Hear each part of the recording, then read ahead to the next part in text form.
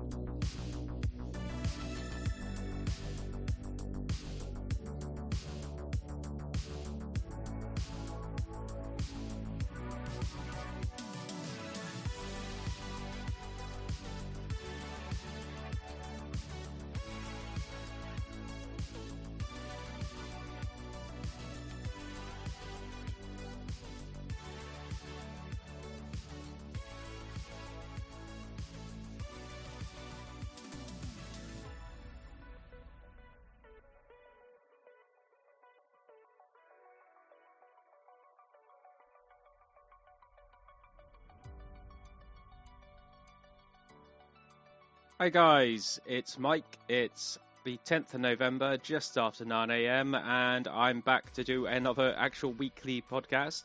I will warn everyone now, I've had technical difficulties all morning trying to get this thing to work. I've got a new USB-C docking station sort of thing, and for some reason the headphones and the mic weren't working through it. It seems to be recording now, seems to be fine, because I plugged it straight into the actual laptop, which is stupid. I don't know what's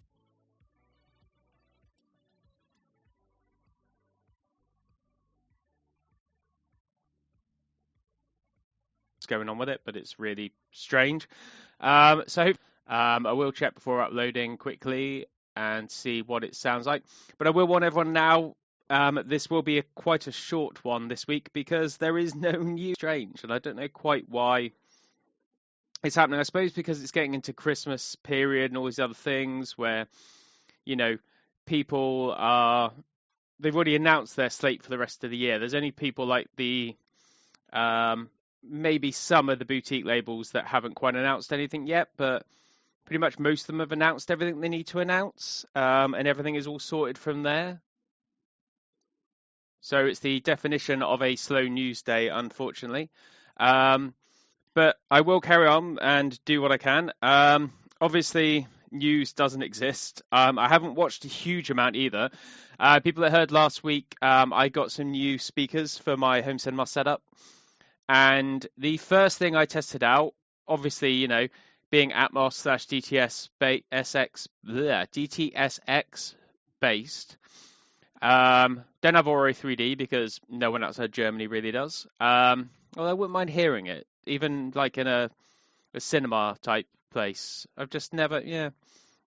Anyway, so I thought, well, what am I going to test out? And I did look through everything I had, DTSS, AXMOC. Oh my God, I can't speak today. This is a great start. DTSX/Atmos. And I settled on 1994's The Shadow from Highlander director Russell Mulcahy. I'm a big fan of his work. I always have been. I probably always will be. I think he is a great underrated director. Mainly because I love Highlander. He made the best Resident Evil movie, in my opinion, which is Extinction, I think, the third one, which is basically the Mad Max film. So why The Shadow? I've always loved The Shadow. I think it's one of these things that me and Spencer alone have this big nostalgia for 90s stuff, especially 90s, superhero, TV, comic booky things. It's really strange how we both seem to have this sort of love. I think it's like an age-related thing, or that's the time where you go into the cinema more because that's the age you are, or something like that. I did see The Shadow theatrically. I rented it a lot on DVD DVD? Bloody hell, no, VHS back in the day. And then I bought the Laserdisc. I think I've only got the PAL Laserdisc at the moment. I haven't got the... No, tell I've got the PAL Laserdisc and I've got the NTSC one, but I don't have the DTS one, which I do want. It was a film that was only available in 4:3 for a long time. It was on DVD, I think, in 4:3. It was an open mat transfer. Then Shout Factory released a okay-ish version for Shout Factory. The picture quality is fine on Blu-ray. Then I think it's Cape Light in Germany released it, but it's an older master, looks terrible. And then Medium Rare in the UK, which is a little tiny label who releases sort of leftovers. They released a basic copy of the Shout version, which is what I own. Now, this is one of the top 5, if not one of the very best multi-channel sound mixes ever made. Now, you can say, oh, well, there wasn't much height effects in this Atmos transfer, or this didn't have this, or this, whatever. You know, it's like, this is a big thing that happens now, is that people want their speakers filled, especially if it's a multi-channel multi-channel mix, or a object-based mix, as they call them. And I get that. You've paid for all these speakers. You paid for all this lovely stuff. You do want this stuff to, you know, be the best it can be. I get that to a certain extent. However, there are a lot of different versions of films. And there are a lot of different mixes of films. And there are a lot of different buttons on my AVR, one of which allows me to fill speakers up. Now, all right, it's pseudo sort of this and mixing and that and whatever else, but the Shadow and weirdly the 3D version of Top Gun, when I used to have height speakers, not Atmos speakers, but height speakers, those were the ones that really actually used them when you upmixed it into those channels. The beginning, especially on the Shadow, which is on the bridge, when you first actually see the Shadow himself, that is one of the best sound mixes I have ever heard. It is absolutely insane. So the Shadow talks out of all the different speakers. It includes mixing up into those speakers. It is pretty exceptional. There are a few others, a few more recent ones, but I think 90s sound mixes did have, and I've said this, I'm banging this again and again and again, had more inventive ideas and they did things a lot better. And this is one of them.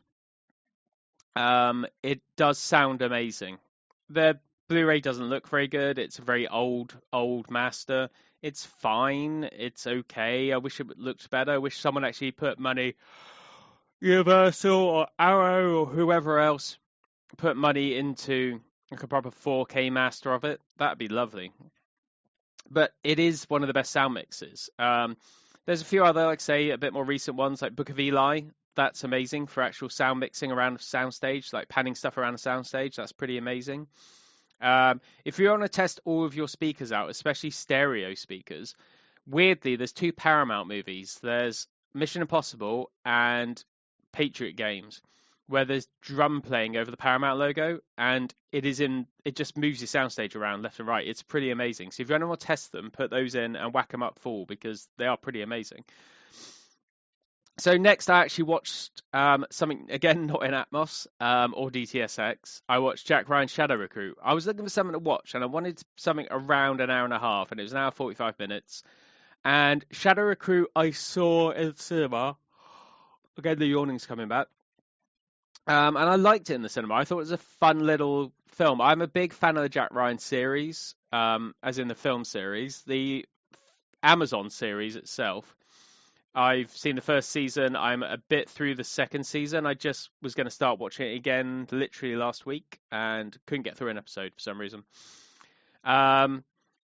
Yeah, so I've liked all the Jack Ryan films. Summerville Fears is probably the weakest one. People say Shadow Recruit is, but I don't think it is. I think it's all right. I don't like Keira Knightley, not just in general, but just I don't like what she's doing in this film. I don't think she's got the edge.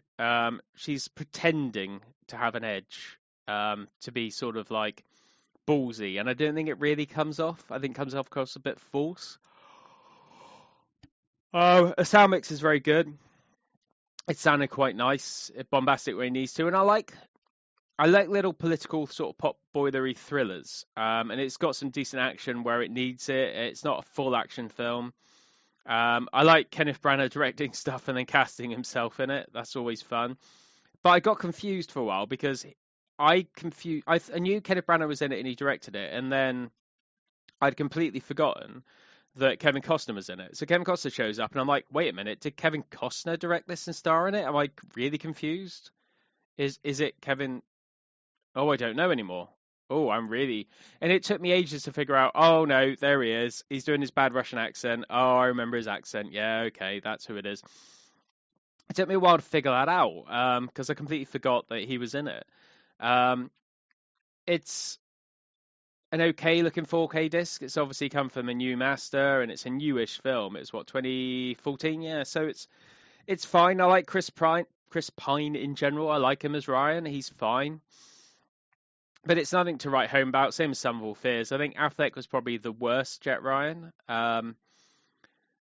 It wasn't the worst film, like I say. I think that Bridget Monaghan was better as Kathy than Keira Knightley was. It had its moments, but I think that it felt a lot like a Mission Impossible film. Sum of All Fears did. Whereas this doesn't. It tries to do its own sort of thing and doesn't quite make it. Again, not perfect, not terrible, but it is what it is. It's decent enough. I've seen a lot worse. I've seen a lot better. But it was a fun little thing to watch of an afternoon. I haven't actually broken out the 4K. I've watched every other 4K in that set, the Jack Ryan set, and it's the one I hadn't seen.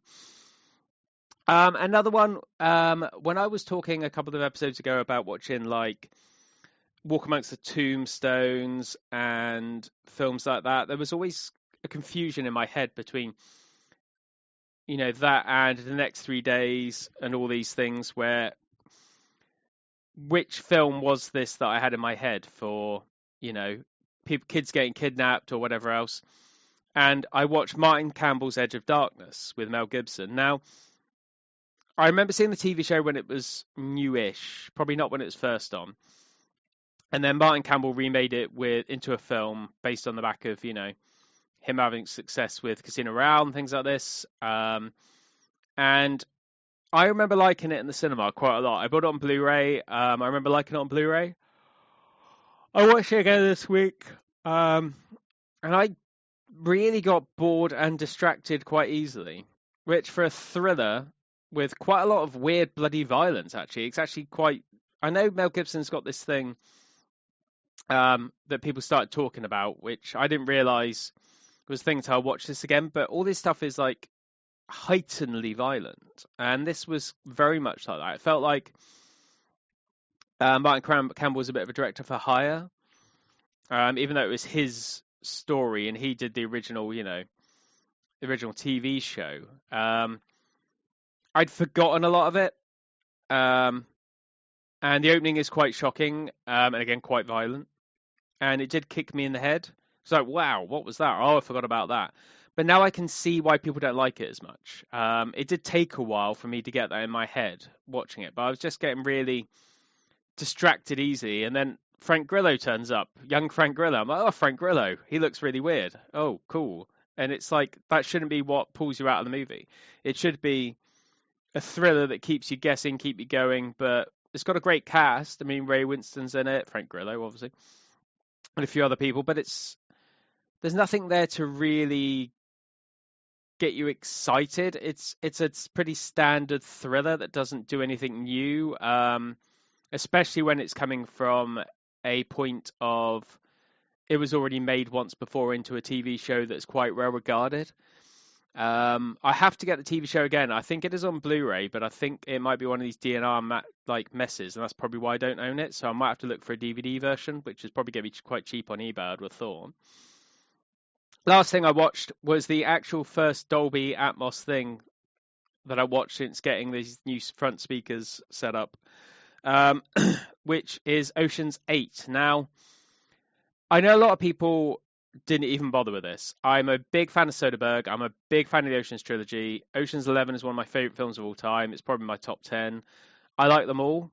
12 is probably the worst of the three. 13 is great. Not as good as the first, obviously, but it is very good. I like them all. I've always liked them all. I think they're very clever. I think they're very well made. They're stylish. The soundtrack's amazing. The cast is obviously fantastic. The first is genuinely the most thrilling. It's got the best plot. It's got the best heist. From there, they were looking to just get the band back together, and it didn't really work as well as it should have done, maybe. However, I still do like them all. I'm not an apologist for them. I just enjoy them. It's something that I like a lot better. So Ocean's 8, I was never against, apart from the fact that Soderbergh wasn't doing it. It was Gary Ross. So that was the only thing that held me back a little bit. I have no problem with quote unquote gender swapped remakes. It's not a remake. It's not gender swapped. It's the fact that, Sandra Bullock plays his sister, George Clooney's sister, Deb Ocean. So it's like, I get that. It wasn't about that. It was about the fact that Soderbergh wasn't really that involved. Now you have 2 members of the original cast coming back out from the original 11, which is cool. Not really needed, because you've got an amazing cast of women in this. I mean, Helen Bonham Carter is fantastic in this. Rihanna actually is quite good. Anne Hathaway is fantastic. Sort of lampooning the idea of this spoilt, stupid American actress.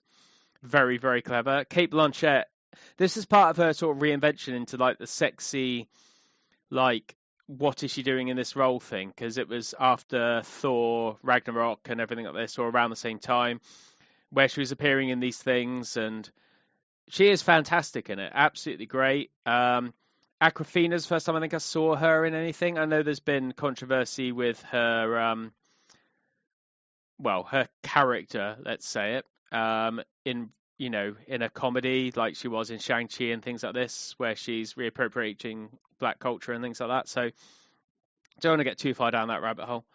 I like this film. Now, I remember the heist I saw it in the cinema, I'd say, and I think I downloaded it when it came out for home viewing and watched it again with a friend of mine. So I've not seen it a while since. I think I'd watched the 4K when I got it. It was a cheap German 4K. It was in one of their like really cheap deals.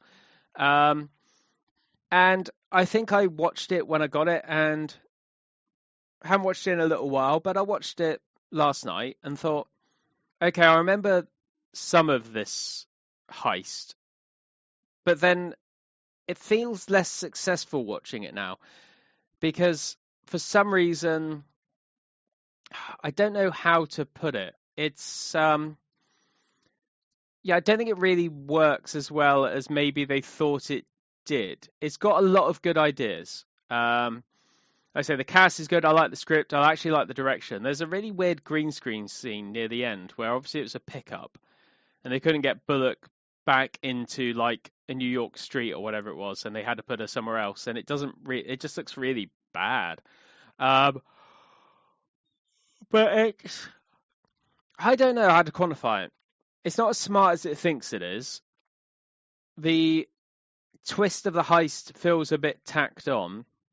The heist itself on its own is quite good, but the revenge part of it sort of gives way. I mean, the revenge part of it needs to be there because obviously that's the whole driving force of it. But there's some, I don't know, the end reveal, and I won't go into it for people who haven't seen it. If you haven't seen it by now, I think it is worth watching. I think that there are some issues with just tacking on an extra twist because they felt they need one almost. And I'm not sure they did need one. I think it was a good enough heist on its own. I think changing the heist around or adding something else to it didn't really work. I don't know. Maybe I wasn't in the mood for it or something else. I did still very much like it. I say the cast is fantastic. But yeah, it looked good. It didn't give the Atmos any real big workout, but then to be honest, most people don't know how to mix anymore. sound mixing is getting really, really, really rough nowadays. I think that there's not much wow. There's quite a lot of loudness. The whole what's his name? Christopher Nolan, like stupidity of, oh, it's really loud. That means it's good sound mixing. Oh, I blew my subwoofer away. My speakers were blowing. No, no, no. That's not good sound mixing. That's just cranking up sliders. That doesn't mean anything. Like literally doesn't mean anything. It's kind of pointless. You can't get anything out of a nuanced sound mix. Look, Shadow, 1994, early on in multi-channel mixing, enough that they'd had a couple of years to play with it, and it was fantastic. You pan stuff around, you move stuff through the sound stage, you use it where it needs to be moved. It's this whole thing about locked center channel dialogue. So when someone's off to the right, they come for the center channel because that's what you want at home. No. Leave it as is in cinema. Near-field mixers are stupid. You need to have it so... I think A Few Good Men actually does this on 4K, where someone walks from the front soundstage to the right and they go into the right-hand speaker. That's what it should be. You should be using all those speakers because you have them, especially in an object-based thing, because then it can map to the speakers you've got. So if you've got a 5.1 setup, and it's a 5.1 mix, then great, it's fine. But if you've got a 5.1 mix and it has to down mix to 2.0, it doesn't always work. So object-based, they should be doing more with it because they can do more with it, because Dolby and DTS will suddenly go, oh, wait a minute, you've got this many speakers. Okay, let's put this here, this here, this here, that here, this here, that here. That makes more sense. That's the way it should be. Unfortunately, no one really bothers anymore. It's laziness, or just a lack of skill. I don't know whether these people, are still around anymore that were doing these amazing mixes. Let's have a look at the guy who sound mixed The Shadow, see what he's done since. This isn't even getting to the main topic that I wanted to talk about, but I think it's something that, especially when you're showing off your speakers and things like this. And a lot of people do get very funny when, oh, there's no multi-channel remix. Oh, where's my object-based remix? Oh, well, I'm sorry, it's a film from 1994. They didn't have any of this stuff back then. You're not going to get all that stuff. That's not how that works. Right, let's have a look. Music by Jerry Goldsmith. I miss Jerry Goldsmith's scores. Cinematography, film editing. I want sound department. Sound mixer. Foley mixer. Is there no real sound mixer for this film? Sound effects editor, dialogue editor, sound effects editor uncredited. Okay. Sound editor. Can't find anyone that's credited as literally, the actual sound. Oh, that's kind of sucky. Let's try and actually Google The Shadow. 1994. Sound mixer. The guy would have gone up for an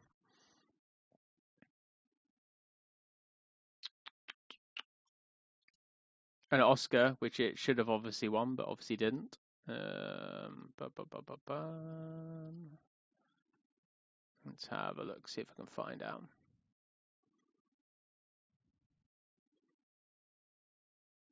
Okay, maybe it's Keith Wester by the looks of this. Sound.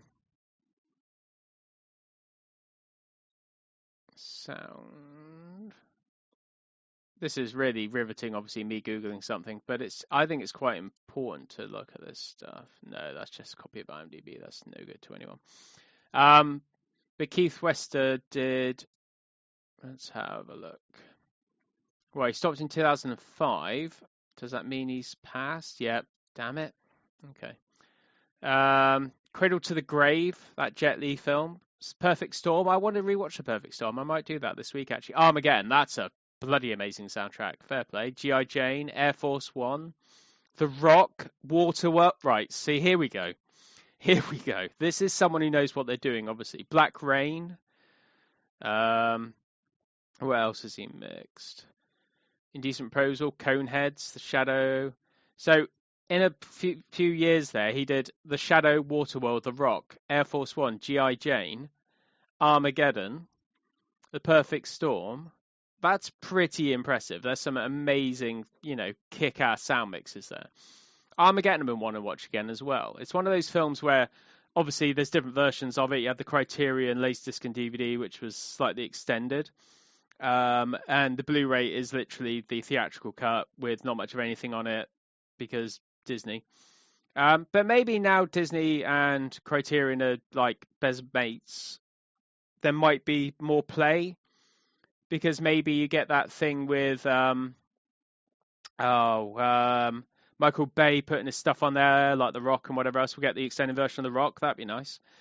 But yeah, it's one of those things where sound mixing, I think, died a death. Blade Runner 2049 was pretty good. Dune was pretty good. I only really heard them in I need to watch both of those on this new setup, actually. Dune I might watch as well. Yeah, it's weird where I think 90s sound mixing was more inventive and had more fun. And I think now it's either going for realism or it's going for, some other thing that someone's dictated is the right way to do a sound mix. And I don't understand it in the slightest. But that's what we're left with now, apparently. So that's what I've been watching, and a little rant on sound mixing and a lot of talk of The Shadow. So I was watching an older Tech Moan video. For people who don't know, Tech Moan is a YouTuber who looks at old tech and new tech. And he did a video on HD VMD, which was the third HD movie disc format. So you obviously had Blu-ray, which won, HD DVD that came second, and HD VMD, which was the complete loser. Now, I watched this when it came out. I'm a patron of his. But I was just watching some old videos because I wanted something to watch. And this format's really weird. Now, I've looked at some of them. I love obscure dead formats. People think I'm called DVD Mike everywhere because I was an HD DVD supporter. No, it's because I had lots of DVDs. The place where I worked had lots of mics.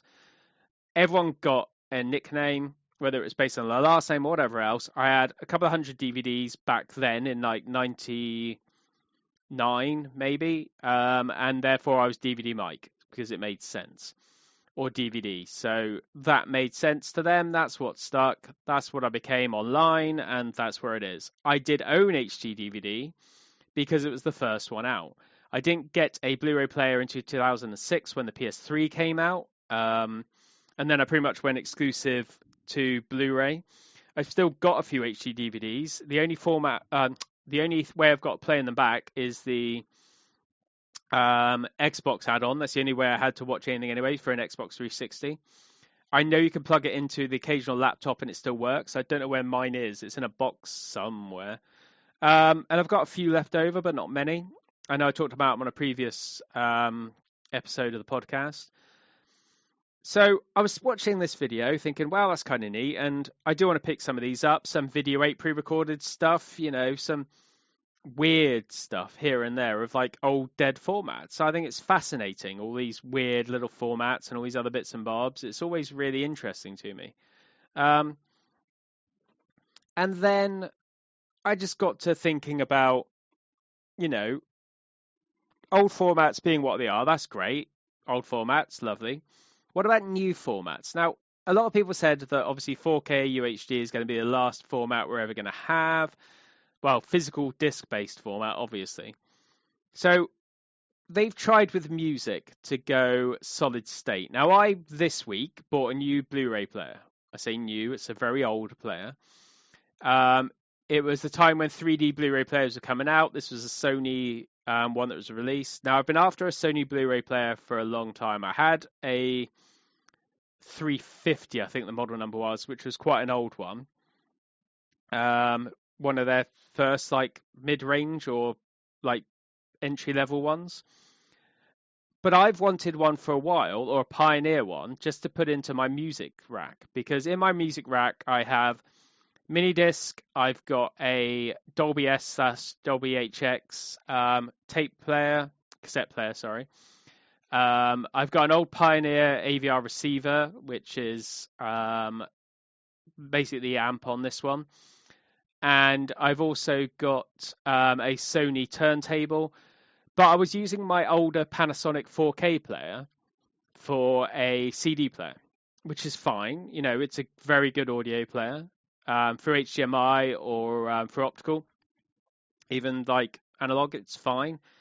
However, every time I pressed eject on my Panasonic 4K player that I use for movies, it would eject that because they're in the same room. That wasn't the main reason I wanted to go away. I wanted to go away from Panasonic because of that little annoyance, but mainly it's because of formats. So I wanted something that I could connect with HDMI to the AVR and listen to SACD. That's what I did. So I basically was looking around, looking for someone that was selling an SACD player cheap. Occasionally they did go cheap, but it's very hard to find. Most people know what they've got, and most people know what they're looking for. Same with Blu-ray players that do this or DVD players that do this. So I was looking for Pioneer or Sony because I want everything to be Pioneer or Sony in the rack. So it's a Pioneer AVR, it's a Pioneer cassette player, Sony mini disc, and a Sony turntable. So Sony Blu-ray player makes sense. This one, I can't remember the model number off the top of my head. I want to say 840. No, 8. Ooh, no, it's a 373. That's what it is. Apparently, it ends in a 3, so it's got a backlit remote, is what I found out. But it does support SACD. Now, I haven't got any SACDs, but I managed to find some on eBay very cheap. Now, again, not very cheap. I'm a big Peter Gabriel fan, so I looked for Peter Gabriel ones. No, very expensive. I had a look for Police ones, again, very expensive. Roxy Music, very expensive. All the bands that you think would be expensive are expensive, obviously. Now, I've dabbled into bits here and there. I've got a Missy Elliott DVD audio disc, which I've had for years. I've got a Peter Gabriel, Play the Videos, I think it's called, which is on DVD, which is a DTS 9624 sound mix, which is pretty great. But it's multi-channel or stereo DTS, I think, off the top of my head. I've got a DTS CD of Police, the classics, the very best of, for the very short-lived DTS CD format. That I always thought sounded great until I got the SACD of the same disc. So I've got two SACDs. I've got Supernature by Goldfrapp because I quite like that album. I've got it on CD somewhere. And I've got the hybrid 5.1 stereo version of that came with a second disc, which has a DVD version or 5.1 mix or something like that. I've only got a stereo set up for my audio. And I thought, hey, well, try this. And I tried to A to B the Police disc. So the SACD stereo layer versus the DTS. Oh my God, the DTS is so horribly overmixed and with added effects, and it just sounds so weird now. But yeah, so, you know, they've gone through high resolution, then high resolution stuff on like SD cards with music or on USBs, like the Beatles Apple collection, or, you know, all these other formats of music. I know Techmoan's covered most of these. So where do we go for video? Is it just streaming? I bloody hope not. Now, I'm been reticent to stream music. I do when I need to. And I now do it through Tidal only. I had a Tidal subscription on my new phone for a while, and it was fine because they've got Atmos music on there, and it's fun for new music. They might have been mixing Atmos. Older stuff I'm not so sure about because obviously it wasn't designed for that. But it's fun distraction. It's all right. And they've got high-res audio on there, which is good. But I don't really use it. I only use it because I pay 88p a month for it because I found a deal through Turkish VPNs or some other weirdness. So I don't mind streaming high-res stuff. However, I'm not going to stream really bad quality. Same with video. I just don't like it. If it's the only way to watch something, and I've talked about this before, like Prey, then I have to watch it that way. Same with like the Disney Plus stuff, like Andor. If they released a 4K version of that on disc, I'd buy it in a heartbeat, but I have to watch it streaming. So is streaming the future, or will there be another format? Could they go on to USBs? Could they go on to like a solid state format? They might. And I was thinking about this in line with also the new AV1 codec. Well, I say new, but the new graphics cards coming out from NVIDIA, Intel, and from AMD are all about the AV1 codec, decoding and encoding, because that's going to be the new future. Obviously, it's a much more efficient codec, and you'll be able to fit more on. But obviously, if we move to AV1 for disc-based stuff, that's fine, because you'll be able to fit a lot more and a lot higher quality. You may be able to go 8K. Why? I don't know, because there's no content for it. But, you know, that makes some sort of sense, except the fact that, again, we're throwing around players and we're starting again with brand new players. That's kind of pointless to me. Now, we've done this a million times for people who've gone through, like I have, VHS, Laserdisc, DVD, HD DVD, Blu-ray, 4K. You know, we're not averse to buying lots of things. I've got 3 Laserdisc players in this flat alone. You know, that's saying something. So obviously there is a market for idiots like us who into home video who want to buy physical versions of something. But where does it go? You know, because obviously you won't be able to firmware update all this stuff. Most things don't come with a disk drive anymore. Like my laptop has no disk drive. My old one does have a Blu-ray reader/writer in it because I built it. I bought it for that reason. I've got 2 4K players in the house.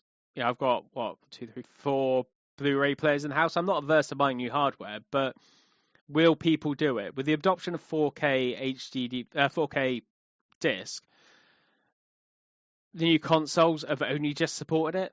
You know, the PS5 is not a feature-rich version of that format. The same with the Xbox One X, Series X, sorry, the One X is the one I've got.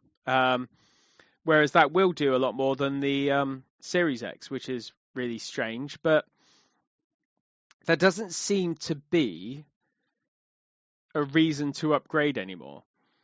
8K sets have not got the adoption. There is no content for it, so there's no reason to have that. Having better encoded stuff is fine, but then when you've got things like Saturday Night Fever, which, you know, these apologists who think they know what they're talking about on all these forums going, well, it's okay, but there's more detail in this shot, but it's actually not that, it's okay.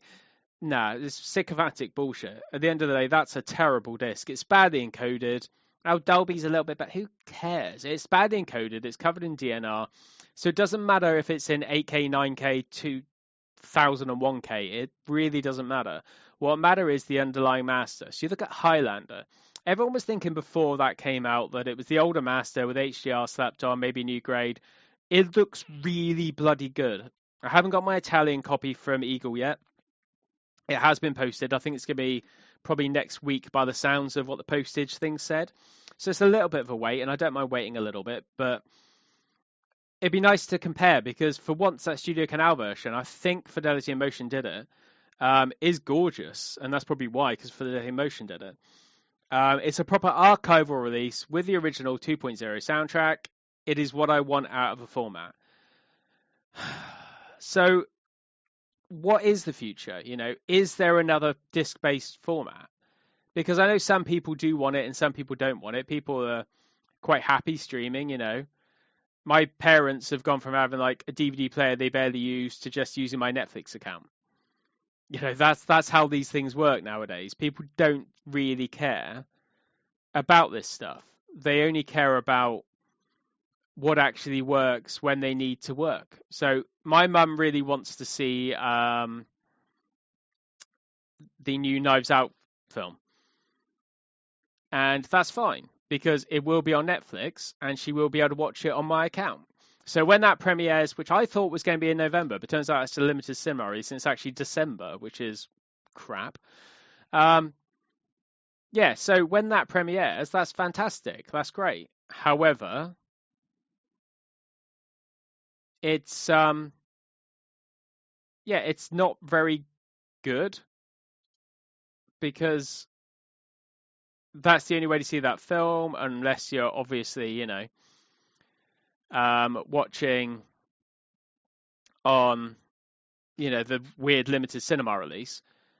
But again, will they release it on home video? Maybe. I seriously doubt it, though. I seriously doubt you'll be able to go and actually watch, a streaming disc version of that film. And this is the problem, because content's being made for these streaming people. What's going to go on these discs? What's going to end up on home video anymore when everything's made for Amazon or whoever else, where they've got sporadic things where they do release it on disc or they don't release it on disc. I know Jack Ryan and Reacher are coming out on disc, which is fantastic. They should do. And it should be at a certain period of time so that they get the streaming numbers, because that's where they get their money from. No issue with that whatsoever. But where does it go from here? Will there be another disc format? It'd be a shame if physical media died here.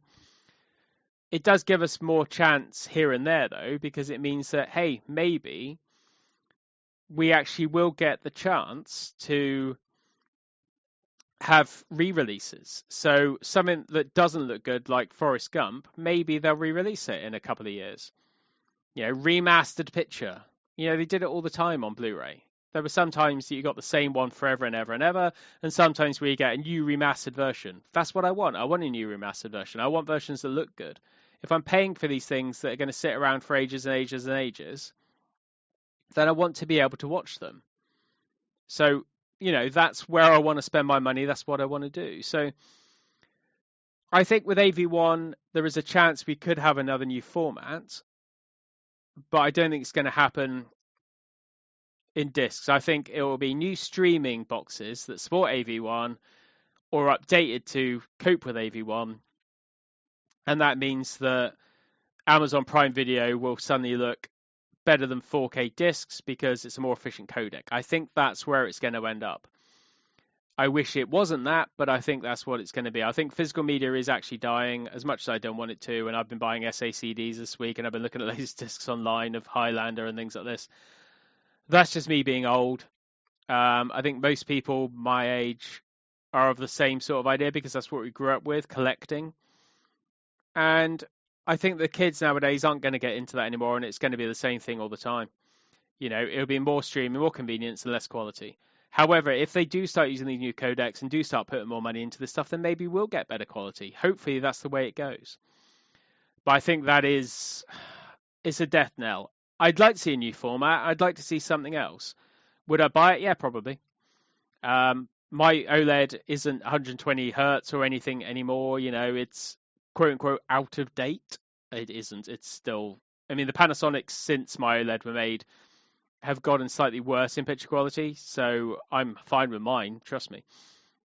However, there are times where you think, maybe this would be better, or maybe cool to do this.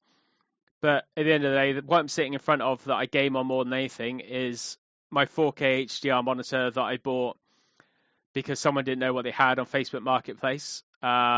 It's only 60 hertz, but that's fine. And I've got my 144 hertz laptop with my 3070 in it, so I can play games on that if I want to play games on that.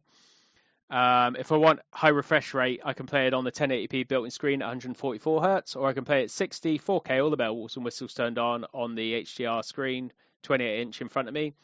That's also fine. If I want to play it on the main TV, I'm probably playing on console, and most of the console stuff I'll probably look to 60 and be quite happy with it, to be honest. Get more, ray tracing and all these other bits and bobs. So it's an interesting thing about tech obsolescence and where it goes from where it is at the moment. I don't think anything becomes that obsolete because, like I say, I've still got 3 Laserdisc players. One's in perfect use at the moment since I changed belts on it. I still listen to cassettes. My favourite bands is 1975. I bought their new album on vinyl, cassette, and CD. What does that tell you? The cassette, it sounds all right. It's, a basic Type 1 cassette. It's nothing fancy, but it's fine to listen to. And like these kids who collect them for fun, I can actually listen to it. I can pop the vinyl on and listen to that. I can put the CD on if I want better resolution. I can go on Tidal and listen to the album in Atmos if I want. Choice is a good thing. physical media is a good thing. I've got, if I want, I'm not stuck with MP3s of that album. I can listen to the PCM track that's on the CD and love it because it's fully uncompressed and it's the best version. Or if I want bells and whistles, I'm going to see the Atmos version just for fun. So there are options there, and that's what we should have as grown-ups, is options to be able to listen to our content or view our content or play our content or whatever else. And that is dropping away. I do want another format. I don't think there's going to be one. Be interesting to see, though, because Sony do like their formats. They do like people spending more money on new bits and bobs. Maybe we will. Let me know your thoughts. Let me know if you think there's going to be something that probably isn't.